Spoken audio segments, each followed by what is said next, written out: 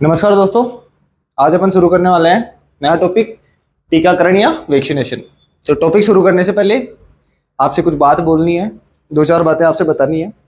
आप सभी को पता होगा अपना यूट्यूब चैनल है द लर्नोपीडिया, इस नाम से अपना यूट्यूब चैनल है। अपन ने टेलीग्राम चैनल भी बनाया है एक, द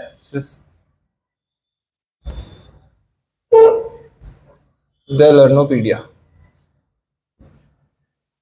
ये टेलीग्राम चैनल है अपना, ये यूट्यूब चैनल है। अब अपन क्या करने वाले हैं, यूट्यूब पे डेली अपन जो क्लास लेंगे, जो क्लास रिकॉर्ड करेंगे, जो क्लास मैं अपलोड करूंगा, डेली उस क्लास के जितने भी इंपॉर्टेंट क्वेश्चन वगैरह जो भी बनेंगे मैं टेलीग्राम चैनल पे शेयर करूंगा।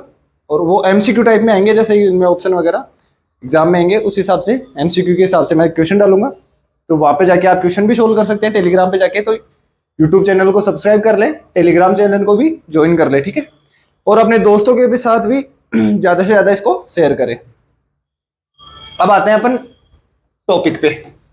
टॉपिक है अपना टीकाकरण या वैक्सीनेशन। तो टॉपिक शुरू करने से पहले टीकाकरण होता क्या है? टीकाकरण क्या होता है? बाहर से कोई संक्रामक बीमारी अपने शरीर में प्रवेश करती है तो उसके प्रति सक्रिय प्रतिरक्षा या एक्टिव इम्यूनिटी उत्पन्न करने वाले जैविक पदार्थ, उसको टीका या वैक्सीन बोलते हैं, ठीक है। तो होती क्या है वैक्सीन? बाहर से एक से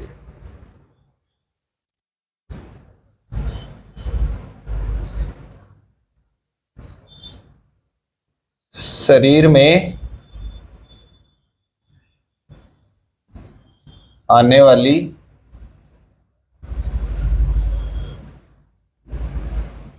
संक्रामक बीमारी के विरुद्ध शरीर में उत्पन्न सक्रिय प्रतिरक्षा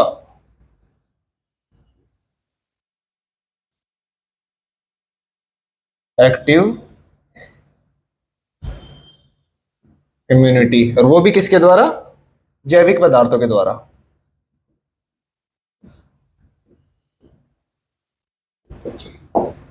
अब वैक्सीन में क्या होता है?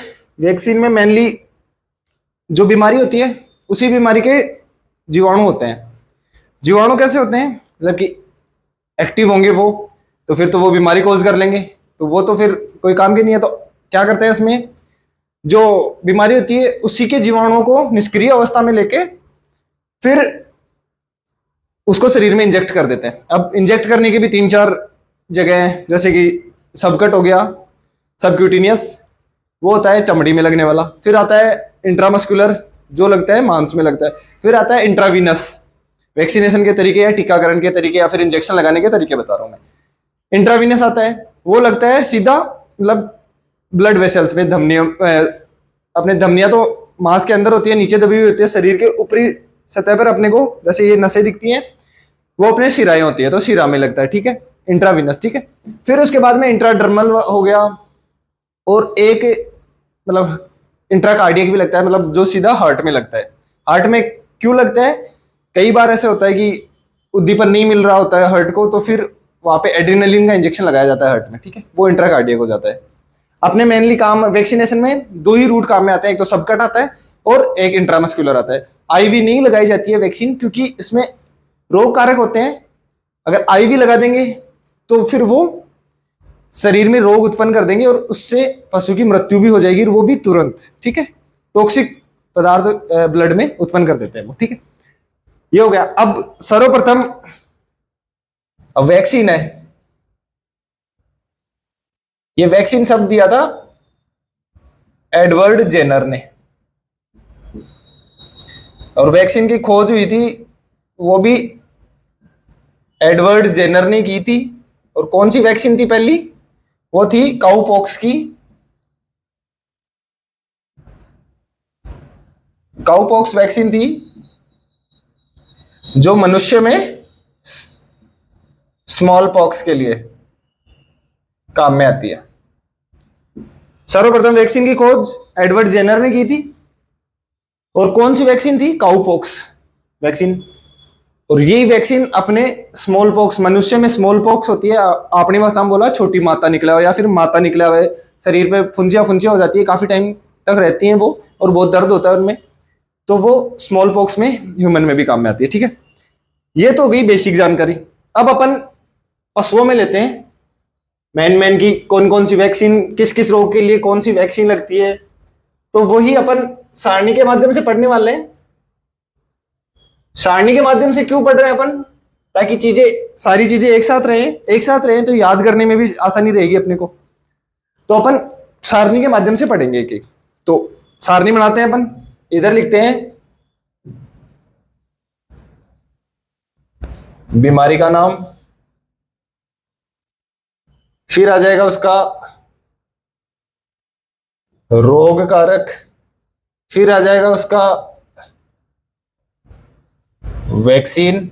ठीक है, फिर आ जाएगी प्रथम टीका लगने का समय, प्रथम टीके का समय, फिर प्रथम टीका का समय, फिर आ जाएगा पुनः टीके का समय, पुनः टीकाकरण। ये पढ़ने वाले हैं अपन। बीमारी का नाम पढ़ेंगे, रोग कारक पढ़ेंगे, वैक्सीन पढ़ेंगे कि कौन सी वैक्सीन लगती है, पहला टीका कब लगता है, और पुनः टीकाकरण कब होता है। इसमें एक चीज और ऐड कर लेते हैं, मात्र टीके की मात्रा और रूट,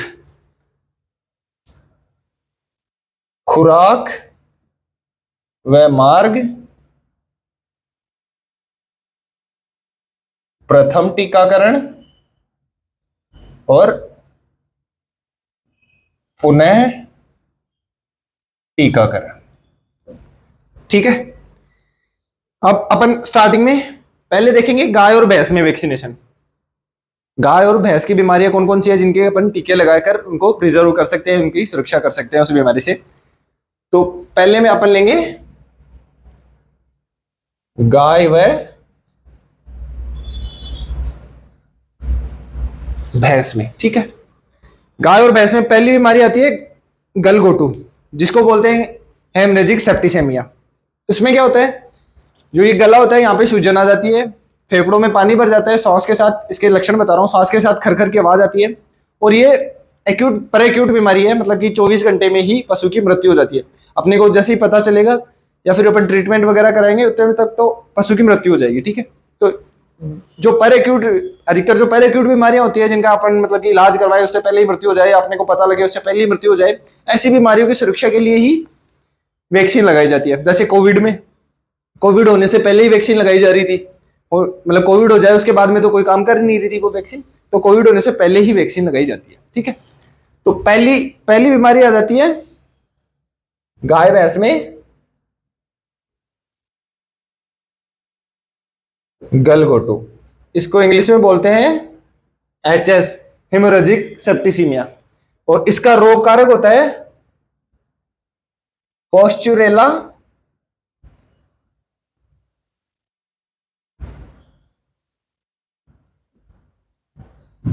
पोस्चुरेला मल्टोसिडा। ठीक है, इसकी वैक्सीन होती है LMPPT, और दूसरी इसी के नाम से ही है HS वैक्सीन, HS वैक्सीन। अब देखते हैं खुराक। खुराक प्रत्येक जानवर में कितनी लगाते हैं? 5 ml लगाते हैं। और मार्ग कौन सा? मार्ग लगाते हैं सबकट।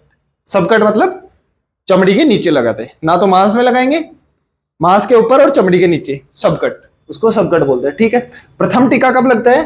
पहला टीका लगता है 6 माह की उम्र में, पहला टीका तो 6 माह की उम्र में लगता है। उसके बाद प्रत्येक वर्ष, मतलब मानसून से पहले लगता है, मानसून मई जून में मानसून आता है तो मई जून में टीका लगता है। तो फिर उसके बाद में क्या आ गया? प्रतिवर्ष मानसून से पहले, मई या जून में लगता है। ठीक है, पहली बीमारी होगी गलगोटू पोस्टुरेला माल्टोसिडा, इसका रोग कारक है, वैक्सीन है LMPPT HS वैक्सीन है।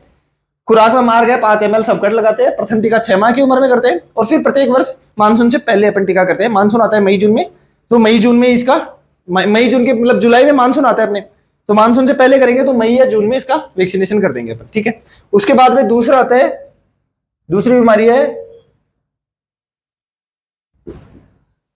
लंगड़ा बुखार, इसको हिंदी में बोलते हैं, इंग्लिश में बोलते हैं ब्लैक वाटर BQ, ठीक है। इसमें क्या होता है, इसमें पशु के जोड़ों में पानी भर जाता है,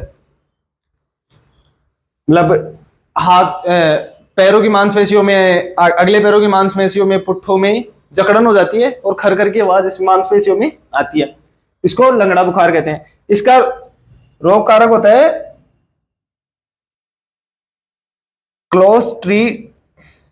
क्लोस्ट्रीडियम चेवाई। इसका रोग कारक गलघोटू का था पोस्टुरेला माल्टोसिडा, लंगड़ा बुखार का है क्लोस्ट्रीडियम चेवाई। इसकी वैक्सीन क्या है, एक तो है वही LMPPT और दूसरी है इसी बीमारी के नाम से BQ वैक्सीन। खुराक में मार्ग सेम है, 5 ml सबकट, पहला 6 माह की उम्र में, और पूरे टीकाकरण भी सेम ही है, प्रतिवर्ष मानसून से पहले मई जून में। ब्लैक वाटर का भी प्रतिवर्ष मानसून से पहले मई जून में टीकाकरण होता है, ठीक है। फिर उसके बाद में तीसरी बीमारी आती है एंथ्रेक्स। एंथ्रेक्स होती है, ये बहुत ही खतरनाक बीमारी होती है। इसमें पशु अपने को पता भी नहीं चलता पशु में कब हुई, क्या हुआ क्या नहीं, सिम्टम्स भी दिखाई नहीं देते। सिम्टम्स भी कब पता चलते हैं अपने को, जब पशु की मृत्यु हो जाती है उसके बाद में, ठीक है। इसके सिम्टम क्या हो जाते हैं, जब पशु की मृत्यु हो जाती है उसके बाद में जो अपने ये छिद्र है, बाह्य छिद्र, जैसे नाक का छेद हुआ, कान के छेद हुए, मुंह के हुए, गुदा द्वार हुआ, इनसे क्या ब्लड निकलता है, और ब्लड का रंग कैसा होता है, काले रंग का ब्लड निकलता है, ठीक है। और एंथ्रेक्स बीमारी में क्या है कि जो पशु इस बीमारी से बीमार है उस पशु का अपन पोस्टमार्टम भी नहीं करते। पोस्टमार्टम क्यों नहीं करते, क्योंकि इसका जो वायरस है बेसिलस एंथ्रेसिस, वो क्या है, वायरस का नाम है इसका बेसिलस एंथ्रेसिस, वो है स्पोर वायरस है। स्पोर वायरस है, जैसे ही वो ऑक्सीजन के संपर्क में आएगा स्पोर बना लेगा, फिर वो मिट्टी में पड़ा रहेगा कई सालों तक, 100 सालों तक भी वो नष्ट नहीं होगा। फिर जैसे ही कोई भी पशु उसके संपर्क में आया तो वो उस पशु में फैल जाएगा। और ये खतरनाक बीमारी है, इसमें पशु को सिम्टम्स कुछ आते ही नहीं है, डायरेक्ट मृत्यु हो जाती है पशु की, ठीक है। और यह जूनोटिक बीमारी भी है। जूनोटिक बीमारी क्या होती है, जो जानवरों से मनुष्य में फैलती है।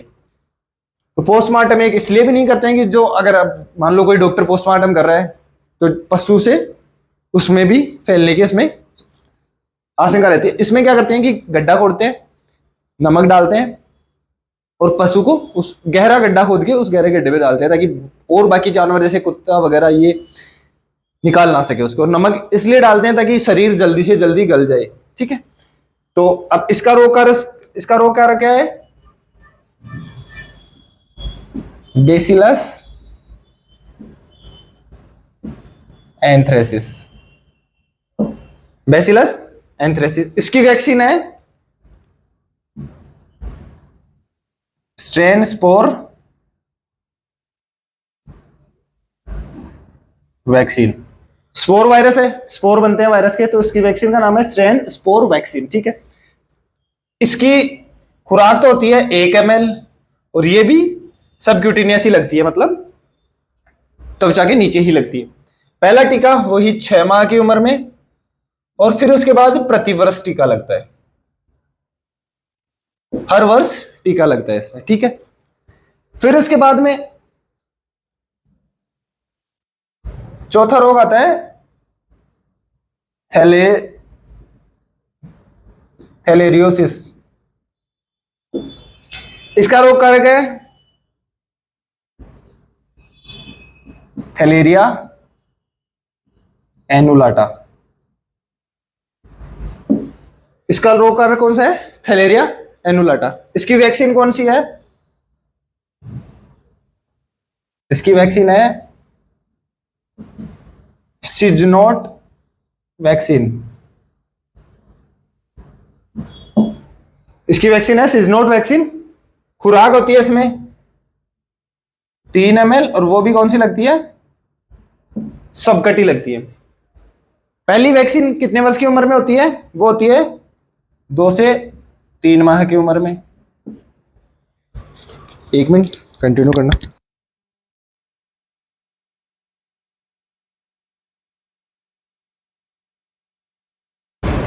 हाँ जी, पहली वैक्सीन लगती है 2 से 3 माह की उम्र में, फिर प्रत्येक 3 वर्ष में, फिर उसके बाद में हर 3 वर्ष में थैलेरियोसिस की वैक्सीन लगती है। ठीक है, सिजनोट वैक्सीन होती है इसकी। ठीक है, उसके बाद में 5वीं आती है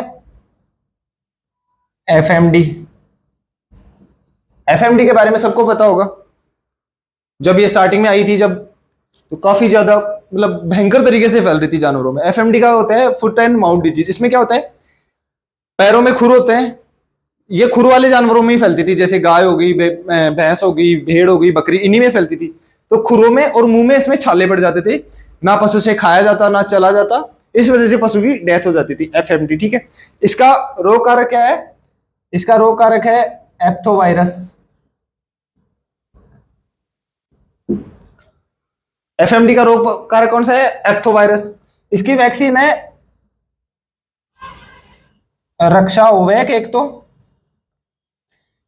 और दूसरी है ट्राइवेलेंट ट्राइवेलेंट वैक्सीन है। ठीक है, इसका रूट कौन सा है? ये लगती है, इसकी मात्रा तो होती है 2 ml और लगती की क्या है? डीप आईएम, डीप इंट्रामस्कुलर लगती है। मांस में लगती है, वो भी गहराई में, डीप इंट्रामस्कुलर लगती है ये। ठीक है, प्रथम वैक्सीन कब होती है? वही 2 से 3 माह की उम्र में, और फिर पुनः टीकाकरण प्रत्येक वर्ष, साल में मतलब 2 बार। तो वर्ष में 2 बार। और लगता कब कब है? एक तो लगता है सितंबर में और एक लगता है मार्च में। ठीक है, ये हो गया एफएमडी। अब एक बीमारी और होती है गाय भैंस में जिसकी वैक्सीन लगती है। ये भी काफी गंभीर बीमारी है और ये भी जूनोटिक बीमारी है। जूनोटिक बीमारी जो जानवरों से मनुष्य में पहले, ब्रुसेलोसिस। ब्रुसेलोसिस में क्या होता है कि जोड़ों में पानी भर जाता है पशु के, चला नहीं जाता, और ये मुख्यतः फीमेल में होता है, मतलब मादा में ही होता है। तो उसमें क्या होता है, इसका टीका वैक्सीन सिर्फ एक ही बार लगती है 6 माह की उम्र में, मतलब 4 से 8 माह की उम्र में लगती है, और मतलब जीवन भर एक ही बार वैक्सीन लगती है ये। ठीक है, इसमें क्या होता है, जोड़ों में पानी भर जाता है और गाय भैंसों में इस रोग की वजह से अबॉर्शन हो जाता है। अबॉर्शन कौन से? 3rd ट्राइमेस्टर में होता है। जैसे कि भैंस का गर्भकाल है 10 माह 10 दिन, तो इसको 3 भागों में बांटेंगे। तो पहला शायद 3.5 माह, 3.5 माह, 3.5 माह ऐसे आ जाएगा। तो लास्ट वाले 3.5 माह है, उस टाइम पे अबॉर्शन होता है। गाय में जैसे 9 माह है, तो लास्ट वाले 3 माह टाइम, जो भी 3 माह का टाइम होगा, उस टाइम में जाके गाय में अबॉर्शन हो जाएगा। तो अगली बीमारी कौन सी है?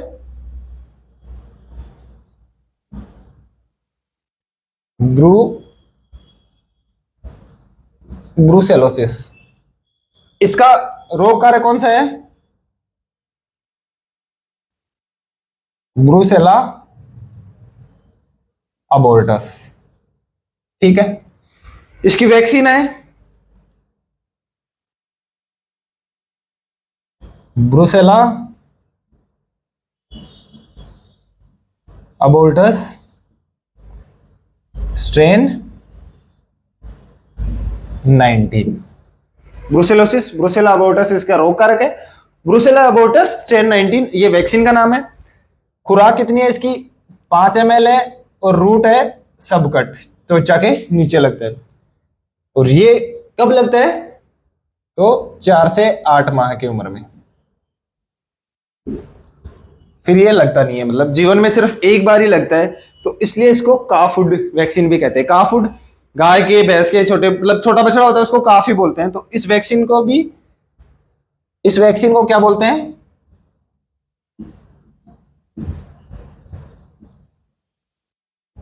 काफुड वैक्सीन भी बोलते हैं ब्रुसेलोसिस की वैक्सीन को। ठीक है, ये तो गाय और भैंस में जो रोग थे उनके रोग पढ़ लिए, रोग कारक पढ़ लिए, वैक्सीन पढ़ ली, खुराक व मात्रा, प्रथम टीकाकरण, पुनः टीकाकरण कब होता है। अब अपने मुर्गी में आएंगे। मुर्गी का आपने क्या है, पशु परिचय में एक टॉपिक ही दे रखा है अलग से, मतलब जो भी सिलेबस देखोगे आप उसमें रहेगा कि मुर्गी के रोग है टीकाकरण। तो ये थोड़ा ध्यान से, क्योंकि इससे क्वेश्चन कंफर्म आएगा। क्वेश्चन इनमें से भी पूछ सकते हैं, गाय भैंस भेड़ बकरी भी है अपने, इनमें से भी क्वेश्चन पूछ सकते हैं, बट मुर्गी वाला ज्यादा इंपॉर्टेंट है।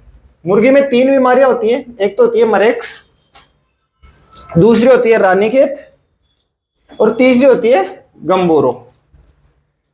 ठीक है, इन 3 के बारे में ही पढ़ेंगे अपन मुर्गियों में।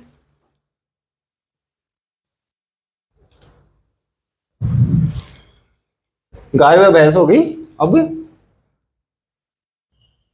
मुर्गी में। तो मुर्गी में 3 बीमारियां हैं, उनको याद करने का तरीका है, मतलब ट्रिक है, मेरी रानी गुम हो गई। मेरी से क्या आ जाएगा, मेरेक, रानी से आ जाएगा रानीखेत, और गुम से आ जाएगा गम्बोरो। मुर्गियों में मुख्यतः जो पाए जाने वाले रोग हैं, और रानीखेत के बारे में तो कई बार एग्जाम में पूछ लिया गया कि मुर्गी में कौन सा रोग पाया जाता है, रानीखेत कई बार देखा है मैंने ये क्वेश्चन। तो मुर्गी में जो रोग होते हैं उनको याद करने की ट्रिक है, मेरी रानी गुम हो गई। मेरी से क्या हो जाएगा मरेक, रानी से आ जाएगा रानीखेत, गुम से आ जाएगा गम्बोरो। ठीक है, ये तो हो गई ट्रिक याद करने की। अब लेते हैं एक एक रोग को, उसके रोग कारक को, और उसकी वैक्सीन कौन सी होती है उसको लेते हैं अपन। ठीक है, पहली बीमारी है मरेक। इसके वायरस का नाम, रोग कारक का नाम है हर्पिस वायरस। ठीक है, मेरेक हर्पिस वायरस। वैक्सीन कौन सी होती है इसकी, इसकी वैक्सीन होती है HVT वैक्सीन। ठीक है, मुर्गियों में अब ये 1 दिन की चूजे में लगती है, तो खुराक क्या होती है जिसमें 0.1 ml हुई, 0.3 ml हुई, इससे ज्यादा खुराक नहीं होती है, तो खुराक अपन नहीं लिखेंगे मुर्गियों में। प्रथम टीकाकरण क्या होता है, 1 दिन के चूजे में, और पुनः नहीं होता ये। ठीक है, तो मरेक वायरस का नाम हर्पिस वायरस, वैक्सीन का नाम HVT वैक्सीन है, खुराक का मार्ग, खुराक और खुराकी मार्ग 0.3 ml है, ये मतलब नहीं पूछेंगे अपने से। और प्रथम टीकाकरण क्या होता है, पहले डे ओल्ड चिकन होता है, डे ओल्ड चिक होता है, उसमें लगता है ये, 1 दिन के चूजे में लगता है, और पुनः टीकाकरण इसमें नहीं होता है। ठीक है, फिर उसके बाद में दूसरी आ गई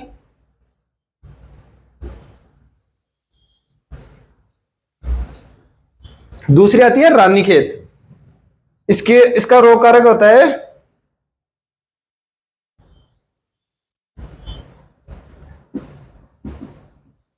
एवला वायरस। ठीक है, रानीखेत का रोग कारक क्या होता है, एवला वायरस होता है। इसकी वैक्सीन क्या होती है, एक तो होती है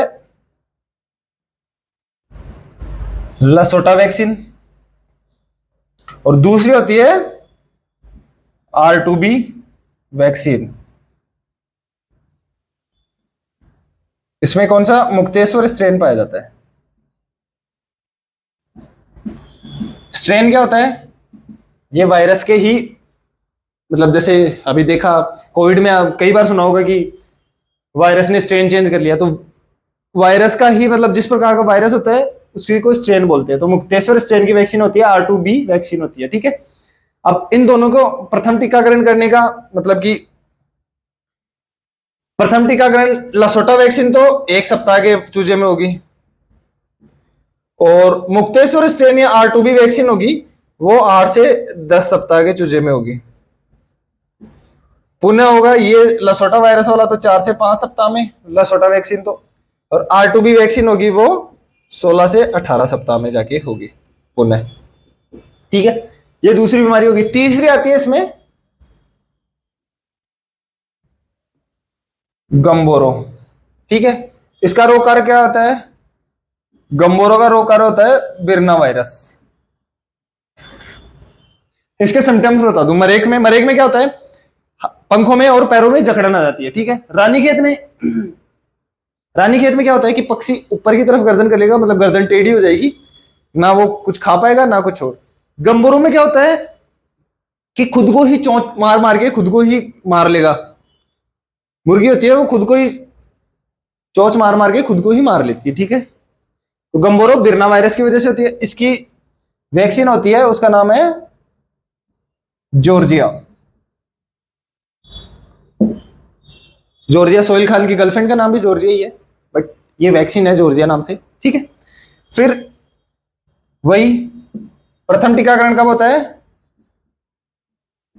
2 सप्ताह या 14 दिन पर, और फिर पुनः टीकाकरण इसमें भी नहीं होता है।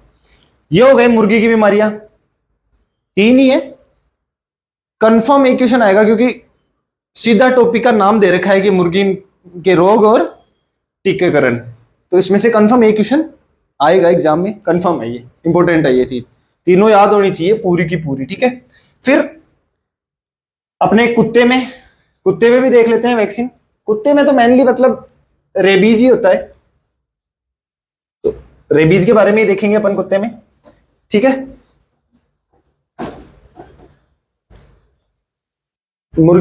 गाय भैंस हो गई, मुर्गी हो गई, अब आता है कुत्तों में। कुत्तों में मेनली बीमारी कौन सी होती है? रेबीज होती है, ठीक है। तो बीमारी का नाम हो गया रेबीज। वायरस का नाम क्या होता है? लाइसा वायरस। लाइसा वायरस, लाइसा वायरस ये लार में पाया जाता है, लाइसा वायरस होता है। वैक्सीन होती है रक्षा रेब, मतलब रेबीज का शॉर्ट फॉर्म रक्षा और रेब, ठीक है। खुराक और खुराक की मात्रा तो ये लगती है 1 ml लगती है, और वो भी सबकट लगती है, चमड़ी में ही लगती है, ठीक है। फिर प्रथम टीकाकरण कब होता है? वो होता है 3 माह की उम्र में। फिर उसके बाद अगले चौथे माह में होता है, और फिर प्रतिवर्ष होता है। पहला टीकाकरण तो 3 माह की उम्र में होगा, फिर चौथे माह में होगा, और फिर प्रतिवर्ष टीकाकरण होगा कुत्ते में, ठीक है। तो ये एक बीमारी थी कुत्ते में, उसका भी अपन ध्यान रखेंगे, ठीक है। तो दोस्तों टीकाकरण का टॉपिक कंप्लीट हो गया। मैंने आपको बताया था